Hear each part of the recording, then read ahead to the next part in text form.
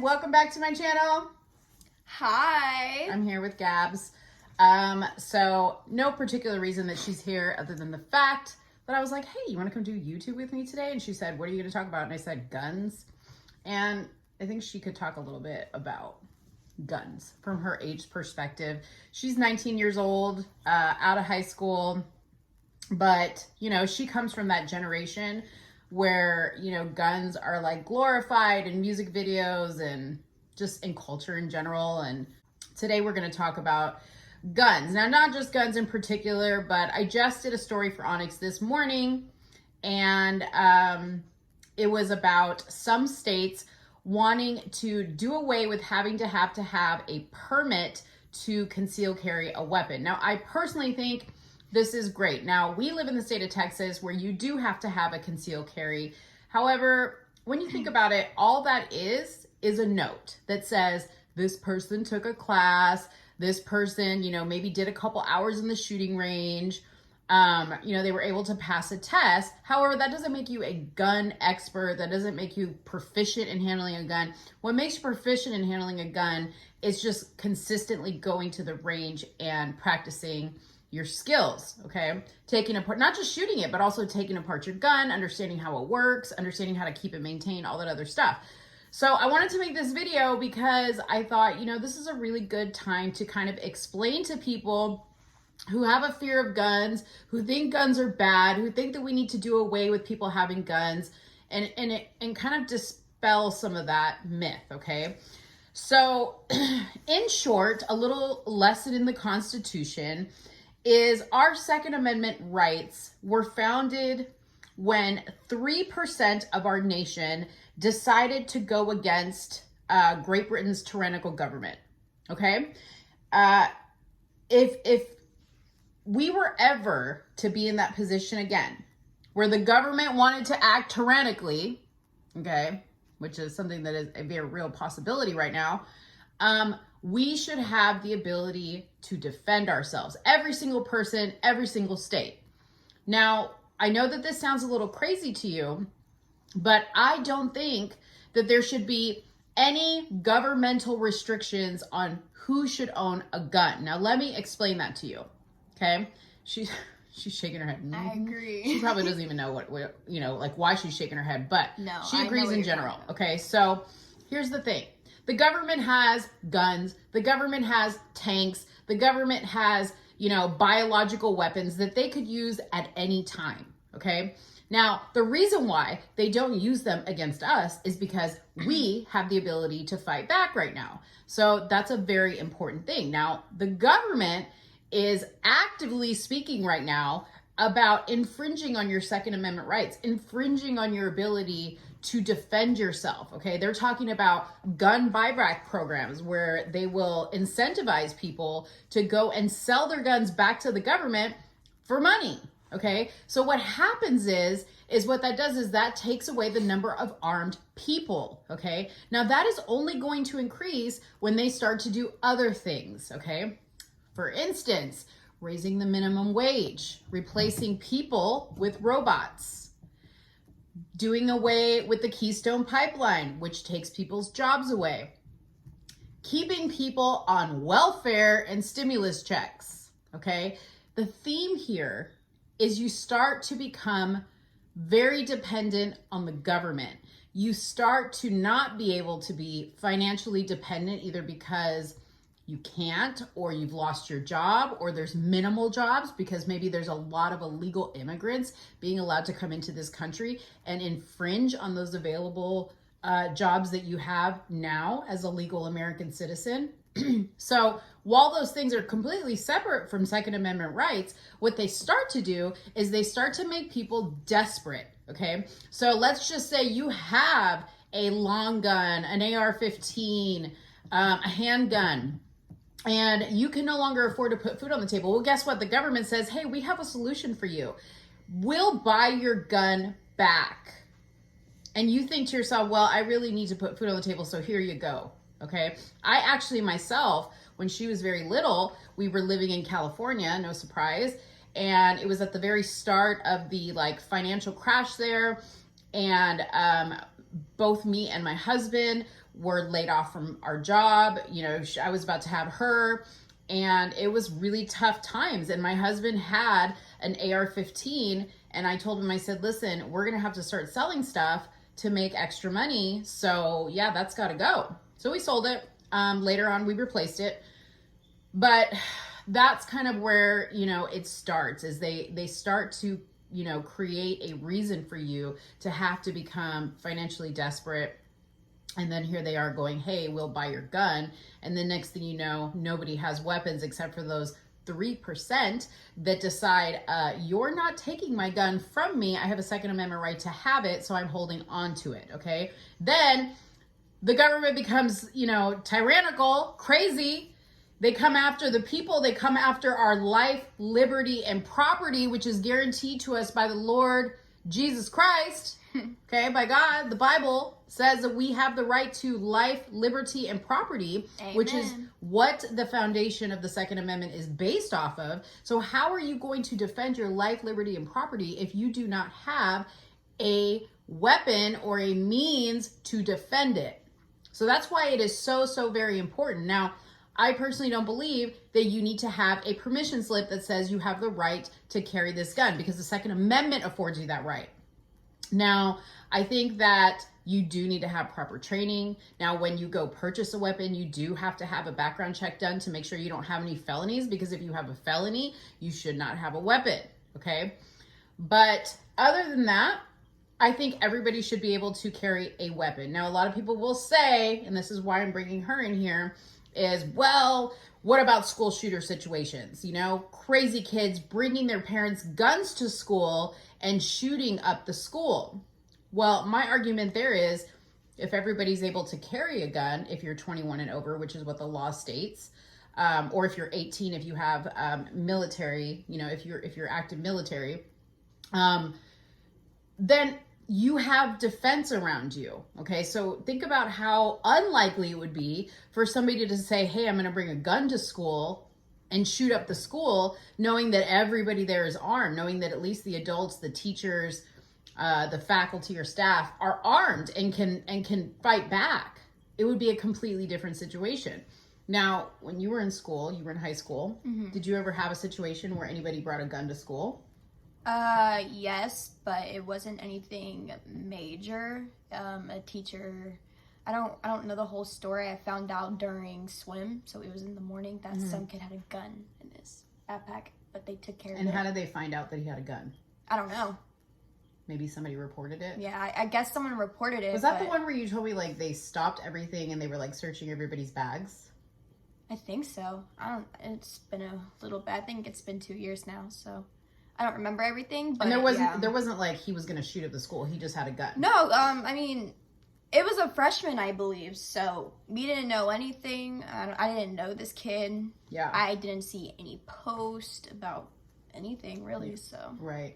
So as a gun owner, we shoot guns. The kids have been to the gun range. They've shot handguns. They've shot rifles. So they're very comfortable with weapons, okay? So if there were ever to be an intruder situation in our house, they know where the guns are. They know how to use the guns. They feel comfortable with the guns. The guns stay loaded, okay? We don't take the ammo out of the guns. The guns stay loaded. So our kids could defend themselves if it came down to that. Now, if you were to like go to a friend's house and see like, let's say a really cool pink gun, would you like touch it? Would you pretend to shoot it? No, that's their gun. And if the only reason why I would ever touch it is, you know, if something bad was about to happen or for self-defense. Now, it's out in the open. I don't know why it would be out in the open. I would figure that they would put it in a safe place. But exactly. No, I would never touch it. So that kind of, that leads me to like how, you know, the difference between a responsible gun owner and an irresponsible gun owner. So how many of you guys have ever watched a movie or a music video where they're holding the gun like this? Okay. Anybody who knows anything about guns knows that you cannot properly shoot a gun like this. Okay. It just doesn't work that way. Now, of course, in music video, rap videos, or, you know, movies, they do that to make it look cool. But as a gun owner and user, I know that if I saw somebody walking around and they were like, da da da da da da da da, and they were talking and they were doing this, that person right there, I can tell you, has no gun training, because that's not a proper way to handle a gun. Now, people who are lawful gun owners, okay, now when I say, let me say this, responsible gun owners, when people are responsible gun owners, they have their gun in a holster, not in their pocket, not in the waistband of their baggy pants that are hanging off their ass. Not out in the open. I mean, no, you can have it out in the open, but like, in their car, it's not sitting on their front seat. Okay. They have it in either the glove box, or they have it like in a gun holster underneath the, steering wheel, or underneath the seat. So they have it properly stored, because most states, when you have a gun, and even if they have open carry or whatever, there's still laws that keep you responsible as far as how you have to compose yourself with that weapon. Okay, so these guys that you see carrying guns in their pocket, or in their waistband, okay, in their saggy ass waistband, those people, I can tell you right now, I'm going to look at, and I'm going to kind of like, with one eye, be wary of them, because I can tell you right then and there, they don't have good intentions with that weapon, if that's how they are carrying it. Does that make sense? So a really good example is Tamir Rice, which was a little boy who, it was very unfortunate. He got shot by the police. They were called to a park where he was seen holding a weapon and walking around and, doing crazy things with the weapon. And somebody called the cops and said, hey, there's a kid in the park with a gun. Now, he happened to have a toy gun, but he took the little thing that kind of, shows police that it's a fake weapon, the orange tip. And so they didn't know that it was a weapon, a real weapon, or a fake weapon. But let's just say, for argument's sake, that at that time, it was an open carry state, that he was in a park, so you could be open, you could have a public place, you could have the gun. He was a legal gun owner, okay? Let me tell you where that doesn't apply, because he was walking around waving the gun. He was being malicious with the gun. He was being irresponsible with the gun. So when you go and get a gun, or you get a permit to carry, you learn that that type of behavior is where it's not acceptable and where it makes it illegal, okay? Philando Castile, another police shooting victim, in his car, he was smoking weed with his child in the back seat, and he was a legal CCW gun holder. So he had his concealed carry weapon license, and he was legally able to carry the weapon. Unfortunately, the police thought he was reaching for his weapon and shot him, okay?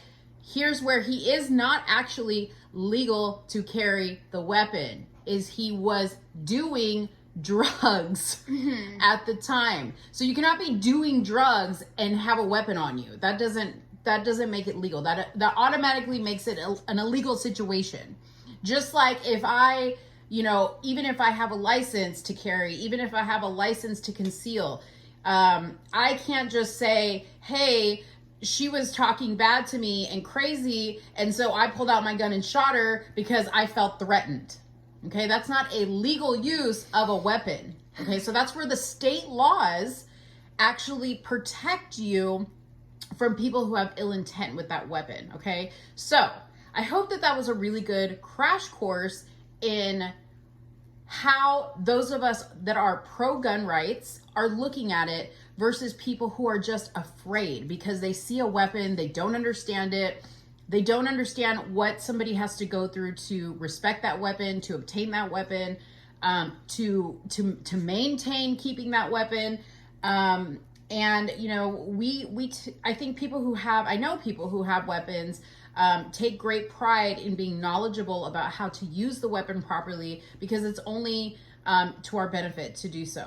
Okay, it's not to our benefit to just be cool and go get a weapon and not know how to use it. In the instance that somebody does, something does happen and you have to protect yourself or you have to protect others and you don't even know how to load the weapon, how to shoot the weapon.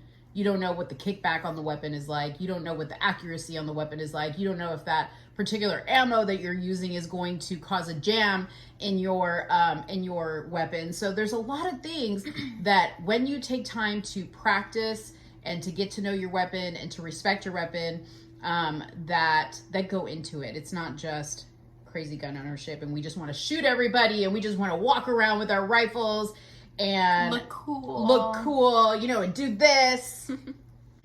Anyways, so I hope that helped you guys understand a little bit better why we are in defense of our Second Amendment rights and why now more than ever we need to hold on to them.